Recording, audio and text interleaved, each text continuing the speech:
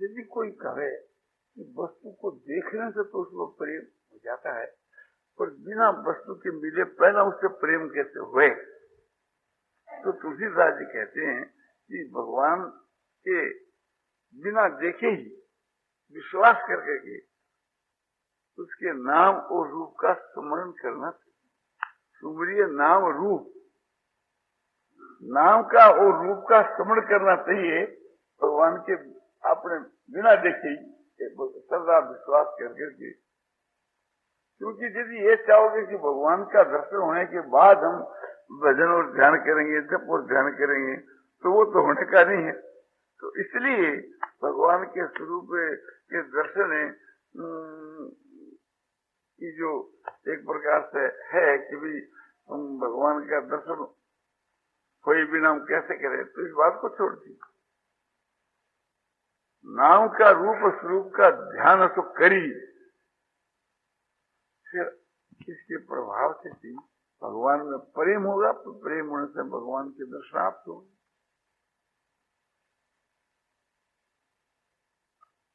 और भगवान में प्रेम कैसे हो? और प्रेम ऐसे हो कि ये जो लगन होनी चाहिए कि भगवान में प्रेम कैसे हो, भगवान में प्रेम कैसे हो, भगवान में प्रेम कैसे हो, ये रात दिन जब लगन रहेगी तो भगवान में प्रेम होगा। जैसे संसार के विषय भोगों के वहां प्रेम कैसे हुआ, उसमें सुख बुद्धि होने से, तो भगवान में तो इतना आनंद है, इतना आनंद है कि सारी दुनिया का आनंद इकट्ठा करो तो उस आनंद सागर के बूंद के समान सब मिलकर के भी नहीं। भगवान तो एक आनंद के केंद्र है, आनंद के सागर है, और सारी दुनिया उस भगवान के एक अंश में है। तो एक अंश में यदि यह दुनिया है तो भगवान के एक अंश का ही इस सारी संसार के वहां जो सुख है वो तो भगवान के एक अंश मात्र का है। और जो भगवान को प्राप्त हो जाए उसको पूर्ण आनंद मिल जाए। और सारी दुनिया के लोग जो आनंद भोग रहे हैं सब मिलकर के वो एक अंश मात्र, अथवा बहुनेतेन किं ज्ञातेन तो अर्जुन विश्व मिदन कृष्ण मेकांशेन सिद्धो जगत। हे अर्जुन, तुम्हारे को बहुत जानने से क्या प्रयोजन है? इस सारे विश्व को मैं अपने एक अंश कर करके धारण की हुई थी, तो मेरे एक अंश में सारा ब्रह्मांड है। जैसे आकाश के वहां एक तारा एक अंश में, आकाश के एक अंश में, ऐसा सारा ब्रह्मांड मेरे एक अंश में।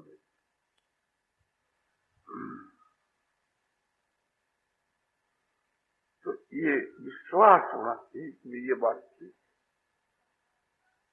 हमारे शास्त्र जी कहते हैं, महात्मा लोग भी कहते हैं, और जो साधन करता है उसको इस प्रकार की शांति और सुख मिलता है। तो लगन होनी चाहिए, ईश्वर के बीच के वहां प्रेम होना चाहिए। जैसे विषयों के बीच के वहां प्रेम है, भोगों में जैसे प्रेम है, उतना भी प्रेम भगवान में हो जावे तो बेड़ा पार। होना तो चाहिए अधिक, क्योंकि संसार के विषय भोग तो क्षणिक है, नाशवान है, देखते देखते एक प्रकार से। उसमें तो तुम्हारी श्रद्धा जो है वो अज्ञान पूर्वक है, वास्तव में सुख सच्चा तो है नहीं। सच्चा तो उसका विनाश नहीं है। भगवान कहते हैं नाश को विदते भाव, ना भाव विदते सता। जो सत्वस्तु होती है उसका कभी अभाव नहीं होता, और जो मिथ्या जो वस्तु होती है वो कायम नहीं है। तो संसार का तो सुख कायम रहता ही नहीं। आप देखिए जैसे आम है आजकल, और आज आम ताजा आम जाए तो उसको एक प्रकार से आम को खाया, बड़ा मीठा मालूम दिया,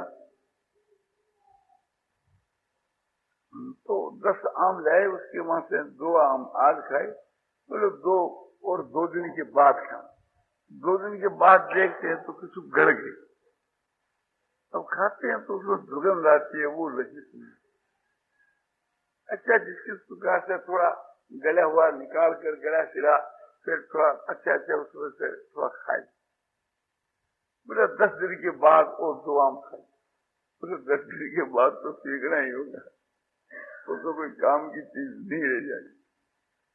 और खावे तो बीमार पड़ जाएंगे, और न उसमें स्वाद है और न वो लज्जित है, कुछ नहीं।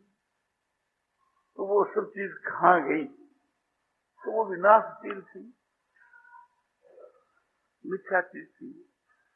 आम को छोड़ दीजिए, कोई चीज को आप लीजिए, दूध तो सबसे बढ़कर चीज है, एकदम निखार अपने गाय का दूध। बस 1 गिलास दूध आप ला करके रखें, उसमें से आधा पुआ दूध जो है तो आप पीजिए, आधा पुआ 1.5 पुआ उसमें रख दो। वो 1.5 पुआ जो रख दिया, उसमें से आधा पुआ 3 दिन के बाद आप पीजिए। अब 3 दिन के बाद देखते हैं तो पतला नीरा काठा हो, दही सा हो गया और खट्टा हो गया। उसका जो रूप बदल गया, स्वाद बदल गया, गुण बदल गया, सभी चीज बदल गई।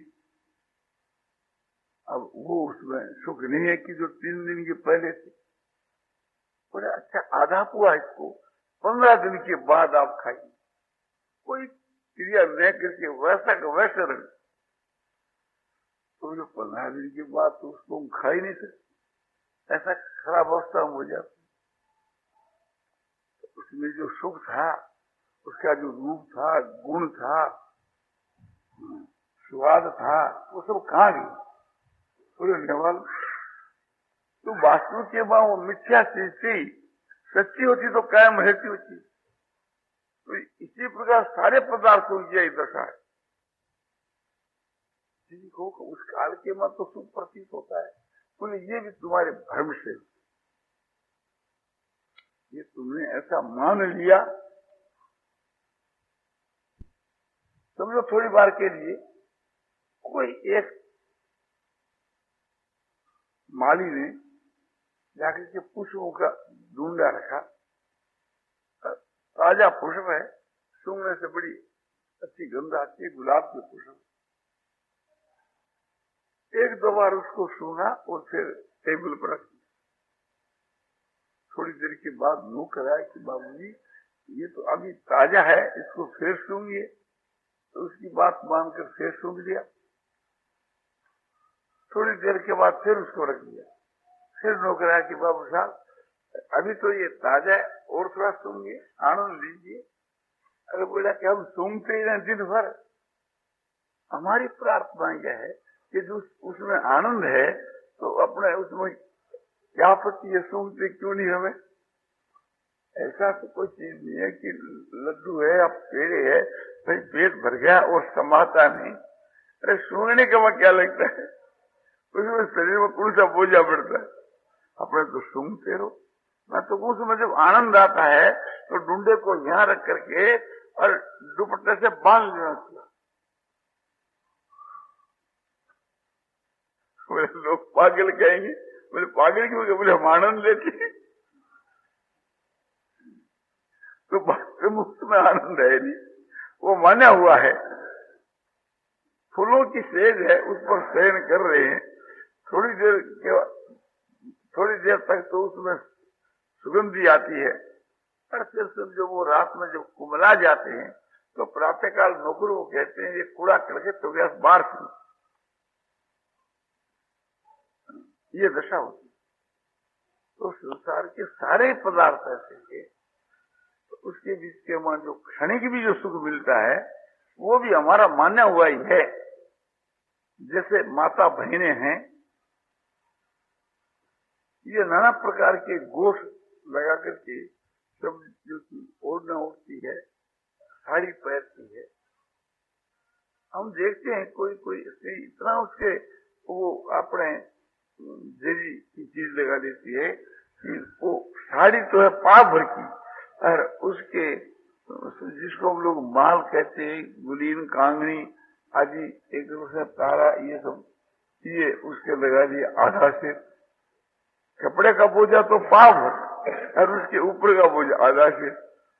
ऐसे ओढ़ना देखते हैं तो ओढ़ने का पूजन करके देखते हैं उस बोझ को, आर्म में शुरू में तो पाव भर बोझा है, और उसके ऊपर शेर भर समझो कि गोटा किनारी और लगा उसको फाड़ के लिया। ओढ़ती है तो इधर में खेचे तो इधर से चला जाता है, उधर से खेचे तो इधर से चला जाता है। वो कहता बड़ा आनंद आता है।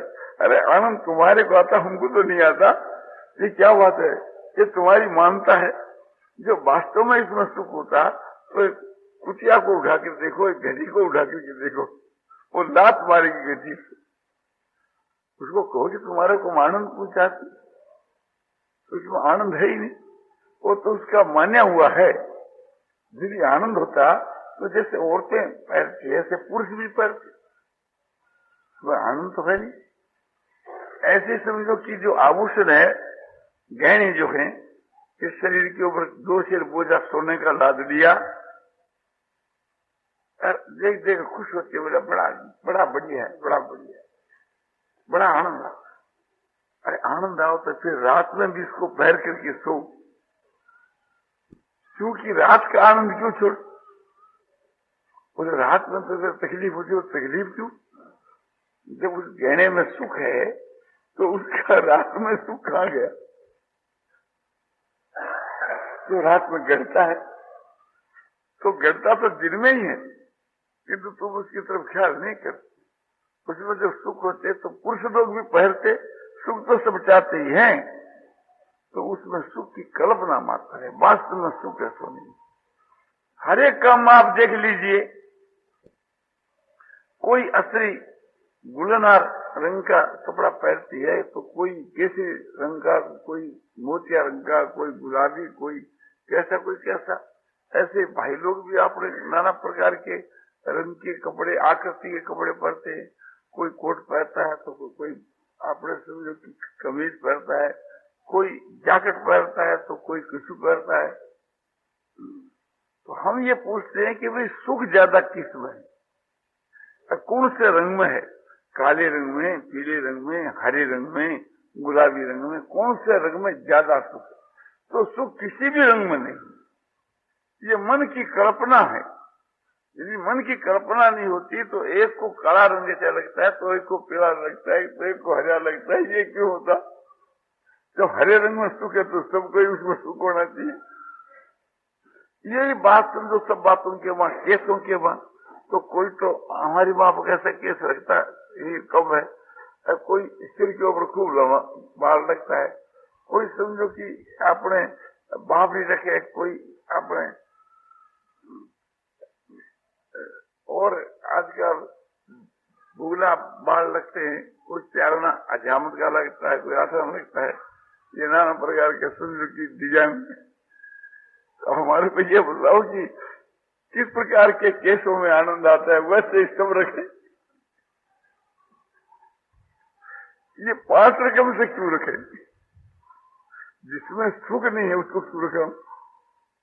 तो सब बैठकर निर्णय कर लो कि भाई कौन से केसों के वहां सुख है, कौन से रंग में सुख है। तो ये सब एक प्रकार से चीज मानता है, कल्पना है, वास्तव में इनमें सुख है ही नहीं।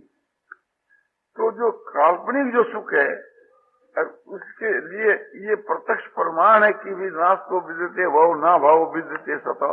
जो सत्य जो वस्तु होती है उसका कभी अभाव नहीं होता और मिथ्या वस्तु कायम नहीं रहती। तो ये तो सब तुम्हारे देखते देखते मिला जाते हैं, सब विनाश को प्राप्त हो जाते हैं। जिनमें तुम सुख बुद्धि कर रखी हो वो चीज ही नहीं है वास्तव के बीच में। तुम पुत्र से सुख भोगना अच्छा चाहती हो, आज तो तुम्हारा पुत्र है, मैं माता से कहता हूँ कि कल तुम्हारे पुत्र का कोई विश्वास नहीं, एक क्षण के बीच के माँ हार्ट फेल हो गया, मर गया, फिर तुम बैठी रोती हो उसके लिए, लड़का चला गया, तो समझो सिर पटक के रह जाओ, रात दिन रोती रहो, वो तो अब लौट कर वापिस आता। तो ये सब मिथ्या चीजें वापिस क्या हो? इस प्रकार से संसार की सभी सुख है तो मिथ्या है। सच्चा सुख तो वो है कि जो प्राप्त होकर के सदा कायम रहे। तो बुद्धिमान मनुष्य वही है कि सच्चे सुख के लिए समझो कि अपना जीवन है सो लगा, और एक क्षण के मां हर एक क्षण के मां नहीं है। ऐसे सुख के लिए अपने समय का लगाना तो मूर्खता है, अपने समय को बर्बाद करना है। ये मनुष्य का जीवन इस वास्ते नहीं मिला है, सच्चे सुख के वास्ते मिला है। और सच्चा सुख जो तो सत्य जो वस्तु है परमात्मा उसमें ही है। मिथ्या जो संसार है उसमें सच्ची बात कहाँ मिलेगी? तो ये बात एक प्रकार से कहने के लिए मुझको कहा था कि एक तो ये कि हमारे से जो पाप बंसी में आते हैं, झूठ कपट चोरी व्यभिचार हिंसा आदि नाना प्रकार के पाप है, हम उसको बुरा समझते हैं, पाप समझते हैं, और वो हमारे से छूटता नहीं। तो उसके लिए क्या उपाय किया जाए? तो उसका उपाय बताया कि उसका उपाय ये बताया कि पाप क्यों बनता है, कि उन सब के वहां आसक्ति है। आसक्ति है तब उसमें कामना होती है। संगासन जाति काम है, आसक्ति से कामना उत्पन्न होती, और कामना से पाप बनता। आसक्ति क्यों है? कि उसमें सुख बुद्धि है। वो सुख बुद्धि क्यों है? वो जो अज्ञान से है, मूर्खता से है। सुख है तो नहीं, तब प्रतीत होता है। जैसे दीपक के वहां सर्व के लिए कोई सुख तो नहीं है, उसके मृत्यु का काल है, किंतु मूर्खता से प्रतीति होती है, वो नजदीक जाता है, जल जाता है। इसी प्रकार संसार के जो विषय भोगों के वहां सुख प्रतीत होता है, वो वास्तव में सच्चा सुख है नहीं। जैसे मरुभूमि के बीच के वहां समझो कि बिना है जल दिखता है, मृग जो सो भागते भागते मर जाते हैं, उनको वो जल दिखता है, फिर दौड़ते हैं, फिर समझो कि आगे जाकर फिर वैसे दिखता रहता है, वो दौड़ता रहता है, मर जाता है। तो जल तो वहां है ही नहीं, एक प्रकार से उसको झूठा प्रतीत हो। इसी प्रकार संसार के विषय भोगों के बीच के वहां सुख जो है तो झूठा प्रतीत होता है। तो ये बात समझ करके उन्हें वैराग करना चाहिए। तो वैराग करने से भी हम पापों से बच सकते हैं। और वैराग एक प्रकार से दुख में होता है, तो संसार के सारे पदार्थ दुख रूप है, और है ही नहीं वास्तव के वहां, तो नाशवान है, मिथ्या है। और यदि प्रतीत होते हैं तो समझना चाहिए दुख रूप है, और इस लोक में दुख देने वाले, परलोक में दुख देने वाले। तो इस प्रकार से विश्वास कर लेने पर, श्रद्धा कर लेने पर समझो कि अपने हमारी सुख बुद्धि दूर हो जाती है। फिर इनके लिए हम दौड़ धूप नहीं करेंगे। तो ये उपाय आपको बताया। दूसरी बात बताइए आपको कि भगवान के नाम का जप करना चाहिए। फिर आपके हृदय के भीतर के वहां जो आसक्ति है, वो आसक्ति रूपी जो मैल है, या राग द्वेष, राग को आसक्ति को एक ही बात है, तो राग द्वेष का जब उस भजन से नाश हो जाएगा, अंतःकरण शुद्ध हो जाएगा, तो फिर संसार के सारे विषय भोग दुख रूप और अनित्य दिखने लगेंगे। फिर आप उसके ऊपर आसक्त नहीं हो, तो ये उपाय आपको बतलाया। और आपको ये उपाय बतलाया कि जो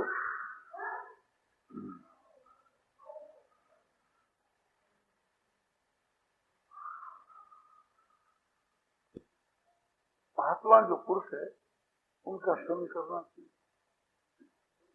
जो ईश्वर के भक्त हैं, भक्तों के संग से भक्ति मिलती है।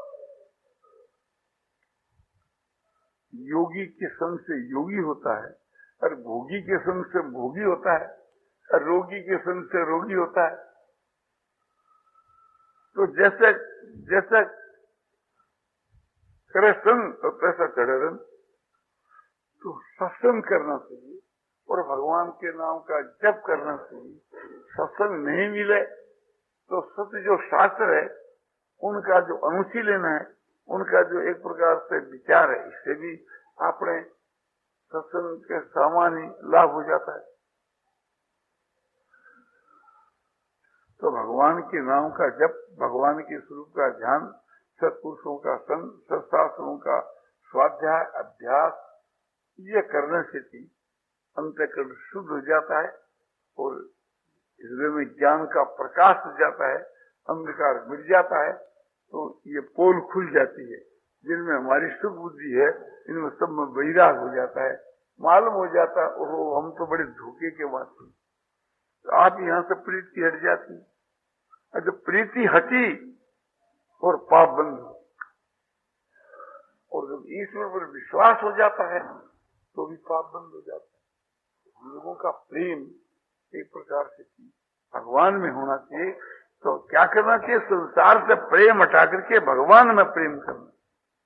संसार में प्रेम जो है वो सुख बुद्धि को लेकर के, और भगवान में जितना सुख है इतना किसी चीज में सुख है नहीं, और वो असली सुख है, वो सुख कायम रहता है।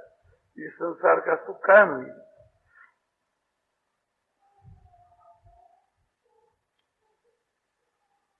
तो परम शांति और परमानंद की प्राप्ति के लिए ही हमारे को मनुष्य का शरीर मिला है, और वो परमात्मा की प्राप्ति से होती है। और वो परमात्मा की प्राप्ति जो है, समझा, कि प्रेम से होती है। और वो प्रेम जो भगवान में श्रद्धा होने से, और श्रद्धा जो है वो एक प्रकार से भगवान के गुण प्रभाव को समझने से, तत्व रहस्य को समझने से, गुण प्रभाव और तत्व रहस्य को समझाते हैं महापुरुष या शास्त्र। तो ये उपाय हम इस प्रकार के हमारे हृदय में लगन होनी चाहिए कि भगवान में हमारा प्रेम कैसे हो, भगवान में हमारा प्रेम कैसे हो। और इसके लिए भगवान से प्रार्थना भी करें तो हमारा कर्तव्य है कि हे प्रभु आप में हमारा प्रेम हुए। कैसा कि जैसे कंचन और कामनी में है। तुलसीदास जी ने रामायण के अंतिम दो में यही बात कही, कामे गे नारी पियारी जी में, लोभी प्रिय जी में दाम।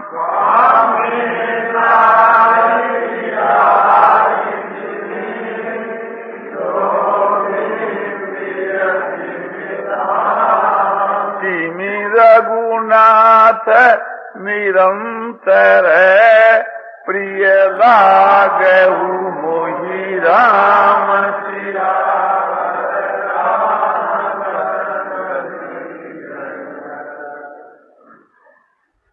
हे रघुनाथ जी, जैसे कामी पुरुष की नारी में प्रीति है और लोभी की जैसे रुपयों में प्रीति है,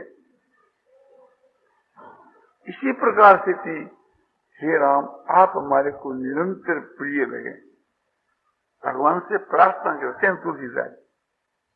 तो इसी प्रकार से हम लोगों को भी भगवान से प्रार्थना करनी चाहिए कि हे नाथ, हे प्रभु, हे गोविंद, हे नारायण, बस हमारी प्रीति आप में हम कैसी चाहते हैं कि जैसे विषय भोगों की विषय। तो ऐसी प्रीति जब भगवान में हो जावे तो बेड़ा पार है। जैसा हेत राम से तैसा जो हरि से हो। जैसा हेत राम से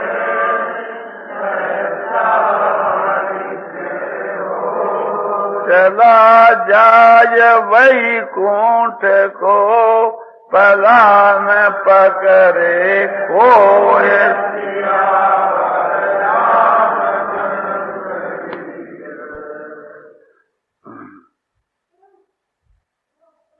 समझो कि एक संत को जो है जैसा जो है उपदेश दे रही कि जैसा हेत हराम से, जैसा आपका हेत माने प्रेम मुझे हराम में है, ऐसा यदि आपका प्रेम हरि में हो जावे तो आप सीधे बैकुंठ को चले जाओ, आपको कोई रास्ते में पला छूने वाला भी कोई नहीं। बात ठीक है।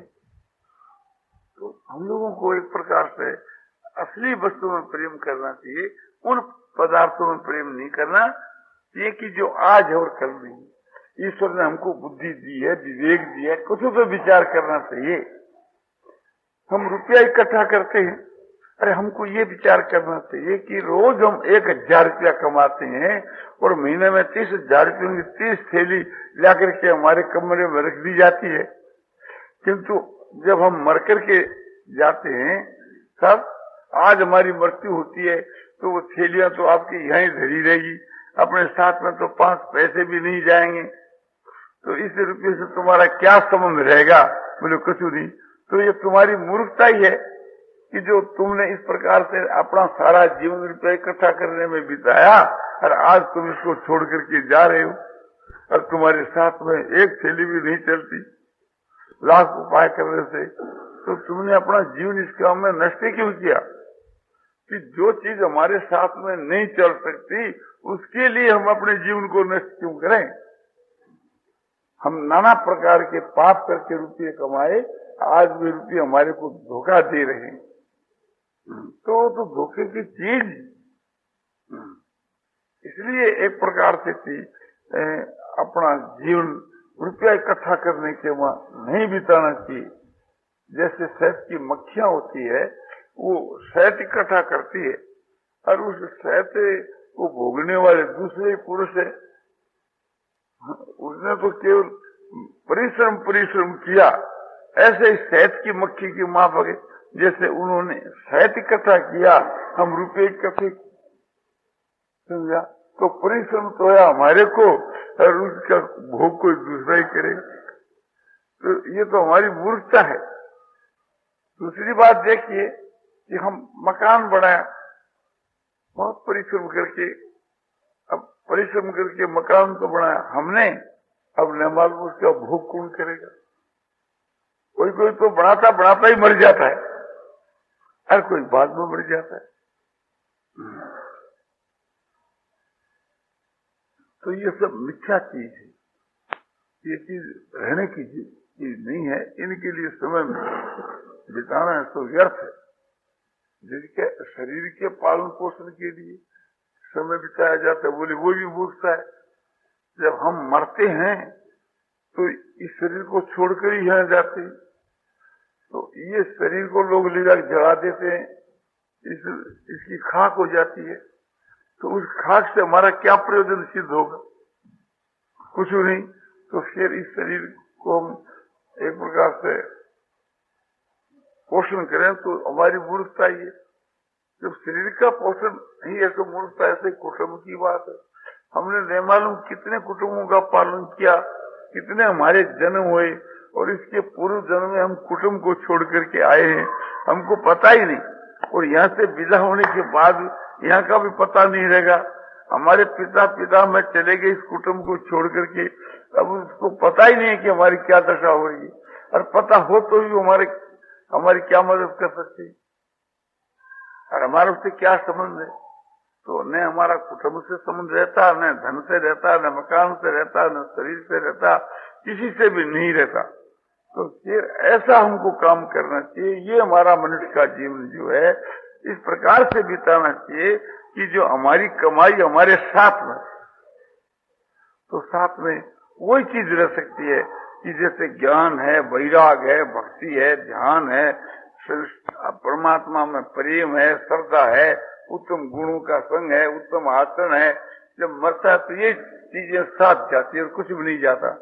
ये जीवात्मा यहाँ से जाता है तो देखते हो आपके देखते देखते इसमें से श्वास निकल जाते हैं, प्राण निकल गए, और प्राणों के साथ साथ के मां और क्या निकला कि इसके साथ में क्या चीज जाती कि मन बुद्धि इंद्रिया। मन साथ में जाता है, अब बुद्धि साथ में जाती, इंद्रिया साथ में जाती, क्योंकि मरे हुए मनुष्य के बीच के मां न तो मन है, न बुद्धि है, न इंद्रिया है, प्रत्यक्ष प्रमाण वो उसके साथ में गई। तो जो चीज मन बुद्धि इंद्रियों में भरी जाती है वो साथ में जाती है। तो मन बुद्धि इंद्रियों में कैसे भरे? बोलो बढ़िया बढ़िया चीज भरनी चाहिए, और जो इसमें खराब चीज भरी गई उसको साफ करना चाहिए अपने थैली को, उसको एकदम जला करके भस्म कर डालना। ये तो कूड़ा करकट है। कूड़ा करकट क्या है कि जो दुर्गुण है, दुराचार है, वो कूड़ा करकट है। वे हमको घोर नरक में ले जाएंगे और वहां इसका दंड भुगताएंगे। और उत्तम जो गुण है, उत्तम आचरण है, वही समझो कि असली चीज है। उत्तम गुण क्या कि क्षमा है, दया है, शांति है, समता है, संतोष है, सरलता है, ज्ञान है, वैराग है, इस प्रकार से बहुत से गुण हैं। तो ये जो गुण है बुद्धि में भरे जाते हैं, तो ये चीजें बुद्धि में भरनी चाहिए। तो ये मरने के बाद ये हमारे साथ में चीज जा सकती है। नारायण नारायण नारायण श्रीमन नारायण नारायण श्रीमन नारायण नारायण श्रीमन नारायण नारायण नारायण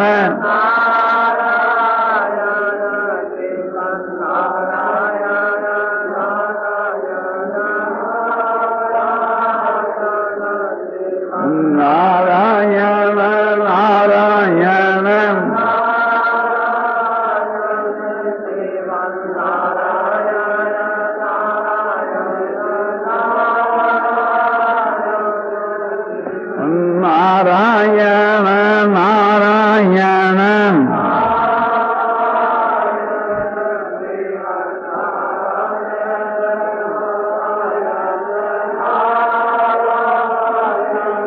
सियावर रामचंद्र की जय। मार मुकुट वंशी वाले